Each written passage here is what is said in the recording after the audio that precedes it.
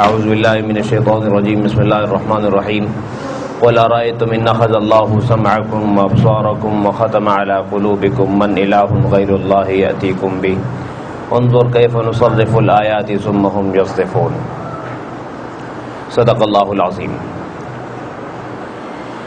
اللہ سبحانہ و تعالی نے دنیا میں جو ہمیں جسم دیا ہے اس کا بل رکھا ہے، اس کا بھی بل دیا کرو۔ آنکھوں کا بل ہے، کانوں کا بل ہے، زبان کا بل ہے۔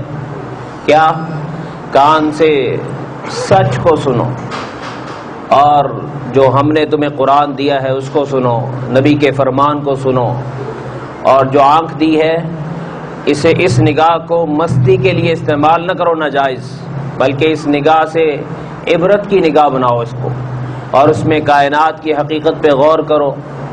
کتنے حسینائیں زیر زمین مٹی میں جا چکی ہیں اور بے گور و کفر ہو چکی، اور نام و نشان ہی ختم ہو گیا۔ کیسے مغلیہ دور کی شہزادیاں ہوتی تھی، آج بھی ان کا علاقہ بیگم پورہ مشہور ہے۔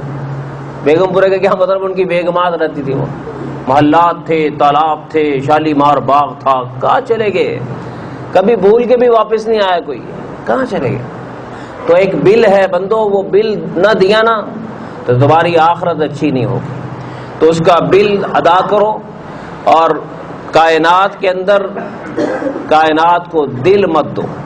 ضرورت کے مطابق یہ ایگزامینیشن پیپر ہے، یہاں تم نے رہنا ہے، جائز حد میں رہ کے انجوائے بھی کرو، لیکن حدوں کو پھلانگو مت، ناجائز کام مت کرو۔ اگر تم کرو گے تو یاد رکھو یہ تمہارے کان، تمہاری آنکھیں، ہم چاہیں تو تمہیں محروم بھی کر سکتے ہیں۔ یہ تمہارے پاس تم آنکھ تو ہو لیکن تم دیکھ نہ سکو، کان تو ہو سن نہ سکو، یہ میری نعمت ہے بندو، اس کی قدر کرو۔ یہ ہم لوگوں کو نا اس کی قدر نہیں۔ دنیا میں جس کے کان نہیں ہوتے نا انہیں پتہ ہی نہیں ہوتا کہ میری ماں کی آواز کیسی، باپ کی آواز کیسی۔ ان کی اولادیں بھی ہو جاتی ہیں، بچے ان کے ٹھیک ہوتے ہیں، بچے بولتے ہیں لیکن انہیں پتہ نہیں ہوتا۔ انہیں نہیں پتا حرم شریف میں امام کعبہ کیسا خوبصورت قرآن پڑھتا ہے، انہیں نہیں پتا مسجد نبوی کی اذان کیا چیز ہے، انہیں نہیں پتا حرم شریف کی اذان کیا چیز ہے، انہیں نہیں پتا سدیس کیسے پڑھتا ہے، شریم کیسے پڑھتا ہے، ماہر کیسے پڑھتا ہے، غامدی کیسے پڑھتا ہے، نہیں، انہیں پتہ ہی نہیں۔ دنیا میں آواز سنی ہی نہیں، اور ہم ہیں کہ اللہ تعالیٰ نے ہمیں کان دے رکھے ہیں، ہمیں قدر ہی نہیں۔ 1,00,000 ہیڈ فون اندر لگے ہوئے ہیں، آوازوں کو پہچانتے ہیں۔ کیسے اللہ تعالیٰ نے کان دیے ہیں کہ مثلا یہاں سے لے کر یہاں تک سب ایک جیسے ہیں، لیکن آوازیں سب میں مختلف ہیں۔ وہ کان فرق کرتا ہے کہ یہ آواز مرد کی ہے، یہ عورت کی ہے، یہ اس آواز یہ پرندے کی آواز ہے، اور جناب یہ خطرناک آواز ہے، یہ مفید آواز ہے، یہ خطرناک آواز ہے۔ ہر چیز کا فرق ہو رہا ہے، ایٹومیٹک سسٹم لگا ہوا۔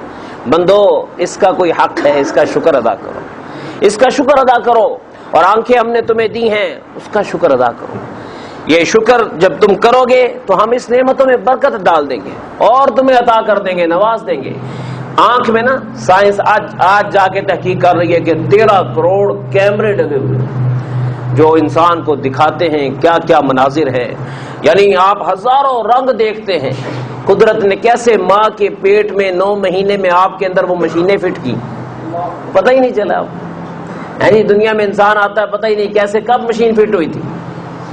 ہاں جی، آنکھ نہ ہونا، اللہ والے کہتے ہیں کہ کبھی کبھی نا آپ آنکھیں بند کر کے نا پورا کھانا کھائیں، اور آپ کو پتہ چلے گا کہ مزہ کسے کہتے ہیں۔ کبھی پورا کھانا کھا جائیں، پٹی باندھ لیں آنکھ میں، بیچارہ اندھا کیسے کھانا کھاتا ہو، ہے جی۔ اور کبھی آنکھیں بند کر کے واش روم میں جائیں آپ، تو لوٹا ہی نہیں ملے گا آپ کو، ہاتھ گھما گھما کے تھک جائیں گے۔ لائٹ نہیں ہوتی نا کبھی کبھی مصیبت پڑ جاتی ہے، او یار کیا کریں یار، چھینٹیں پڑ رہی ہیں، کچھ ہو رہا ہے۔ کبھی تھوڑی دیر کے لیے آنکھیں بند کر کے بیٹھے، یار یہ زندگی، ایک سڑک کے اس طرف کھڑے ہو، آنکھیں بند کریں اور ذرا سڑک کے پرلی طرف جانے والے کا تصور سوچیں کہ سڑک کے پرلی طرف جانا ہو اور آپ کی آنکھیں بند ہیں، کتنا خطرناک۔ اندھا جب چلتا ہے ہر قدم پہ یہ سوچ کے چلتا ہے کہ ہو سکتا ہے مر جاؤں گے، اگلے قدم پہ کوئی منہ نیچے دے دے مجھے۔ گاڑی چلا رہا ہے، اکڑ رہا ہے، پتہ نہیں کہ کس کی دی ہوئی مشین استعمال کر رہا تھا. تیرا کیا کمال تھا، تیرے رب کا فضل ہو گیا. بڑا انسان شکر کی کیفیت ہی نہیں. تو آج کی آیات میں اللہ تعالیٰ ذرا شکایت غصے میں فرما رہے قل ارأیتم، ان سے کہو مجھے بتاؤ، ان اخذ اللہ سمعکم وابصارکم، اگر اللہ تعالیٰ تمہاری سنوائی، کان اور آنکھیں چھین لے، وختم علی قلوبکم، تمہارے دلوں پر مہر کر دے، بتاؤ من الہ غیر اللہ، اللہ کے علاوہ کسی کا نام بتا سکتے ہو جو تمہیں دے سکے؟ یاتیکم بھی، جو یہ چیزیں لا کر تمہیں دے. انظر، غور تو کرو، کیف نصرف الآیات، اب اپنی آیات کو کیسے انداز بدل بدل کے تمہاری خدمت میں پیش کر رہے ہیں، تمہیں سمجھا رہے ہیں. ثم ہم یصدفون، پھر بھی یہ بندے منہ موڑتے ہیں، لفٹ ہی نہیں کراتے رب کو. ٹائم ہی نہیں زندگی میں لفٹ کرانے کا. کیسے انسان بے بس ہو کے دنیا سے پھر جاتا ہے.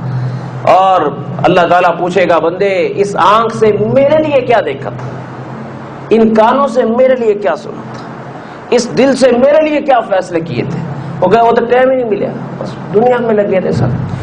وما نرسل المرسلین قل ارأیتکم ان اتاکم عذاب اللہ بغتہ او جہرا هل یہلک الا القوم الظالمون، ان سے کہو مجھے بتاؤ اگر اللہ کی پکڑ اچانک آ جائے، نوٹس کوئی نہ ہو اور اچانک پکڑ آ جائے، ظاہری طور پر آ جائے، هل یہلک الا القوم الظالمون، ظالموں کے لیے ہلاکت نہیں ہوگی تو اور کیا ہوگا؟ کون ہلاک ہوگا ظالموں کے سوا؟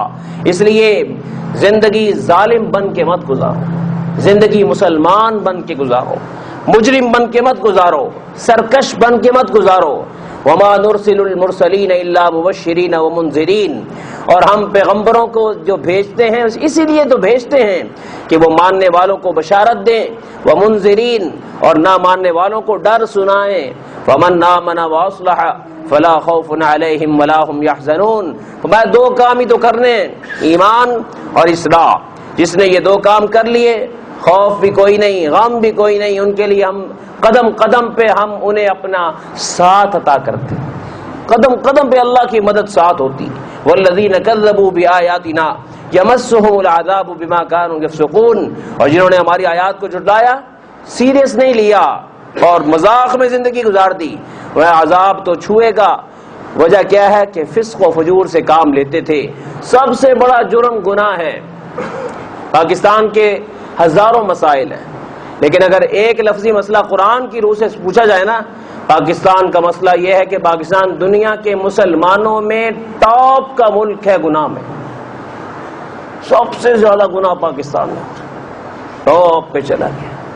کہتے ہیں اسلامی قلعہ ہونے کے اعتبار سے بھی ٹاپ پہ اور ادھر گناہ کے اعتبار سے بھی ٹاپ پہ. آہستہ آہستہ کس طریقے سے ہم لوگ کدھر چلے جا رہے ہیں، ہمارا قبلہ کدھر چلا گیا اور ہمیں اس چیز کا اندازہ ہی نہیں. یاد رکھیے اللہ تعالیٰ کے ہاں نافرمان کے لیے پھر رحمتیں نہیں ہوتی، پھر اس کو دھکے دیے جاتے ہیں. دنیا میں بڑی عذاب سے پہلے چھوٹے عذاب آتے، تکلیفیں اور پریشانیاں، گرانیاں، مہنگائیاں، اپنائیت نہیں رہتی، ہر ایک غیر بن جاتا ہے. بندہ حیران ہوتا ہے، سگے بھائی پر بھی کبھی کبھی شک کرنا پڑتا ہے، یار یہ کیا کر رہا ہے میرے ساتھ. سگی بہن سگی نہیں لگتی ہے جی، ماں کا رشتہ عجیب سا لگنا شروع ہو جاتا ہے. کیا ہوا؟ نافرمانیوں نے کہاں تک پہنچا دیا.